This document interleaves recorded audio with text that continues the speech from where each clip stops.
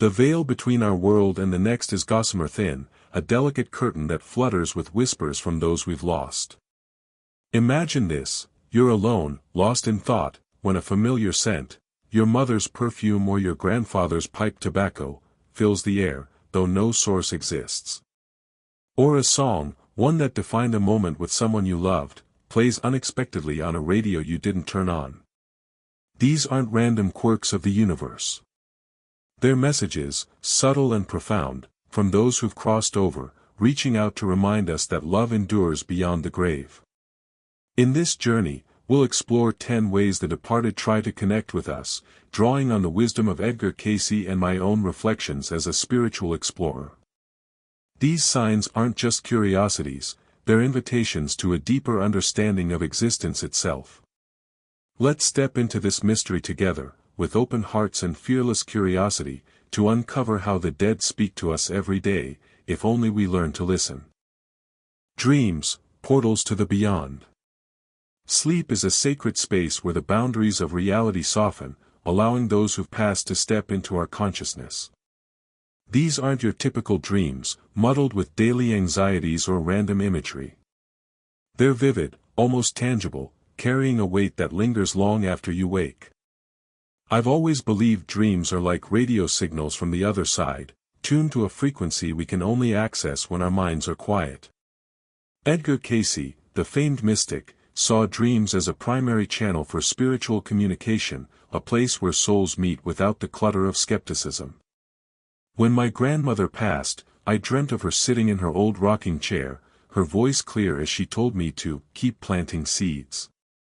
At first, I thought it was just grief playing tricks, but months later, I started a community garden, her lifelong passion, and felt her presence in every sprout. These dreams often carry messages, reassurance, guidance, or even unresolved truths. They're not random, they're deliberate, a bridge between worlds built on love and intention. To invite them, try setting an intention before sleep, asking for a visit. Keep a journal by your bed, those fleeting details fade fast but hold profound meaning. Sense, whispers of memory. Our sense of smell is a time machine, pulling us back to moments tied to those we've lost. A sudden whiff of lavender, a cigar's smoky trail, or the faint sweetness of a loved one's cologne can stop you in your tracks. These aren't physical traces, they're spiritual signatures. Cayce believed that energy, including the essence of those who've passed, could manifest through sensory cues like scent, tapping into our deepest memories. I recall a friend who, after losing his wife, kept smelling her rosewater perfume in their empty home. It wasn't in a bottle, it was her, lingering at moments when he felt most lost. Science tells us smell is wired to emotion, bypassing logic to hit the heart. That's why these moments feel so real.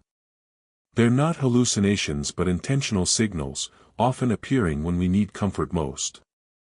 Next time you catch an unexplained scent, pause. Breathe it in. Ask yourself, who's reaching out, and what are they saying? It's a reminder that those we love never truly leave, they just speak in softer ways. Electrical disturbances, energy in motion. The universe is a symphony of energy, and those who've crossed over know how to play its strings. Flickering lights, radios crackling to life, or a TV switching channels without a remote, these are more than glitches. Cayce documented how consciousness, as pure energy, can manipulate our world's electrical systems. I've seen this myself. During a quiet moment reflecting on my late uncle, the lamp beside me flickered every time I spoke his name. Coincidence? Maybe. But it happened 3 nights in a row, always at the same time. These disturbances often align with meaningful moments, a song tied to a memory playing unexpectedly or a device acting up when you're grappling with a decision. It's as if the departed are nudging the physical world to get our attention. My take. Energy doesn't die, it transforms, and those we've lost use it to signal their presence. Next time your lights flicker, don't rush to call an electrician. Consider who might be saying hello and why. Physical sensations, touches across time. Few things feel as intimate as the touch of someone you love, even after they're gone. A gentle brush on your shoulder, a cool breeze on your cheek, or the weight of someone sitting beside you on an empty couch, these are tactile messages from beyond. Cayce saw these as direct interactions, where spirits cross dimensional lines to offer comfort. I remember a night, years after my father's passing, when I felt a warm pressure on my hand as I sat alone, overwhelmed. It was the way he'd always held my hand as a child, firm yet gentle. It wasn't imagination, it was real, and it shifted my grief into peace. These sensations often mimic how loved ones comforted us in life, a familiar gesture that says, "I'm still here." They're not meant to scare but to soothe, a reminder that love transcends physical form. Pay attention to these moments. They're rare, precious, and deeply personal. Animal sensitivity, seeing the unseen. Animals see what we often miss. Their senses, unclouded by human doubt, pick up energies we overlook. A dog staring at an empty corner, a cat tracking something invisible across the room, these aren't quirks, they're connections to the unseen. Cayce noted animals' natural sensitivity to spiritual presences, acting as bridges between worlds. My old terrier used to perk up every evening at 6 p.m., tail wagging, staring at the armchair where my grandfather used to sit. It was his routine, unchanged even after Grandpa's passing. I'd watch, half expecting to see him there, and in a way, I believe he was. Animals don't question these encounters, they simply respond. Their behavior, sudden alertness, unusual affection, or protective instincts, can signal a visitor from beyond. If your pet acts strangely, don't dismiss it. They're tuning into a frequency we're still learning to hear. Moving objects, signs in motion.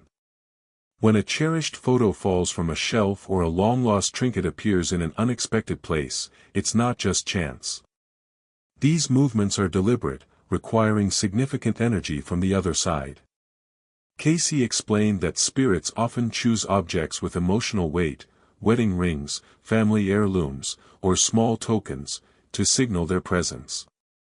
I once found my mother's favorite scarf, tucked away for years, draped across my desk the morning I faced a tough decision. It felt like her way of saying, "You've got this." These events are rare because they demand so much energy, but their impact is undeniable. They're not random, they're messages tied to moments of need or significance. Keep an eye out for misplaced items or objects that seem to find you. They're physical proof of a spiritual bond, a nudge from someone who still cares. Numbers and patterns, the language of synchronicity. Numbers are the universe's shorthand, and the departed use them to catch our eye. Seeing 1111 on a clock, your loved one's birthday on a receipt, or a meaningful date in unexpected places, these are synchronicities, not coincidences. Cayce believed these patterns were intentional, a way for spirits to align with our reality. After losing a close friend, I kept seeing his favorite number, 42, everywhere, license plates, page numbers, even a random coffee shop order number. Each sighting felt like a wink from him, a reminder he was watching. These sequences often appear during pivotal moments, offering guidance or comfort. They're subtle but powerful, a code only you and your loved one understand. Start noticing these patterns. Write them down. Over time, they'll reveal a deeper message, a thread connecting you to the eternal. Auditory messages, whispers from the veil. Hearing a faint voice, a whispered name, or a familiar song in a quiet moment, these are rare but profound signs. Cayce noted that auditory messages often come in liminal states, like the edge of sleep, when our minds are most open. I've never forgotten the night I heard my sister's laugh, clear as day, months after her passing. It wasn't a memory, it was her, giggling in a way that filled me with warmth. These sounds, whether a whisper or a melody tied to a memory, carry an emotional weight that sets them apart. They're not meant to startle but to reassure, often arriving when you're grappling with loss or doubt. The key is to listen without fear, to trust the love behind the message. If you hear something inexplicable, don't brush it off. It's a conversation, soft and fleeting, from someone who still holds you close. Synchronicities, the universe's choreography. Life isn't a series of random events, it's a dance, and those who've passed often lead the steps. A butterfly landing on your hand as you think of your sister, a stranger's words echoing your father's advice, these are synchronicities, orchestrated moments that defy chance. Cayce saw them as deliberate acts, spirits weaving meaning into our lives. I once met a woman at a bookstore who, out of nowhere, shared a story about resilience that mirrored my late mentor's teachings. It was exactly what I needed to hear, exactly when I needed it. These moments feel like the universe aligning to deliver a message. They're not accidents, they're proof of connection. The more you notice, the more they multiply, guiding you through decisions or offering comfort. Trust these coincidences. They're the fingerprints of those watching over you. Cultivating receptivity, opening the channel. Recognizing these signs is just the start. To truly connect, you must cultivate receptivity, a balance of awareness and openness. Cayce emphasized meditation as a foundation, a way to quiet the mind and tune into subtle energies. I started with 5 minutes a day, focusing on my breath, and soon noticed vivid impressions, flashes of my aunt's smile or a sudden sense of her advice. Journaling helped me track these moments, revealing patterns I'd overlooked. Small rituals, like lighting a candle or speaking aloud to a loved one, can amplify this connection. I keep my father's watch on my desk, a focal point for our bond, and often feel his presence when I hold it. Patience is key, some signs come quickly, others take years. But the reward is a profound shift, you begin to live in two worlds, physical and spiritual, with love as the bridge. This isn't about abandoning reason but expanding it, embracing a reality where death is a transition, not an end.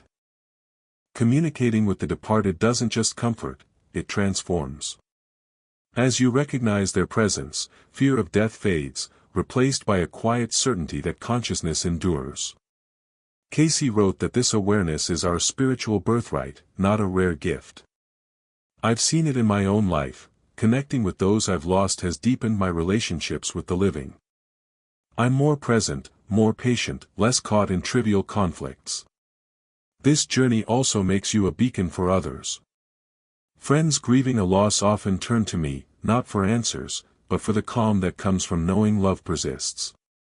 Synchronicities multiply, intuition sharpens, and life feels guided, purposeful. But discernment is crucial, not every event is a sign. Meditation and reflection help you separate the meaningful from the mundane. This path isn't about escaping reality but enriching it, weaving the seen and unseen into a life of deeper meaning and unbreakable connection.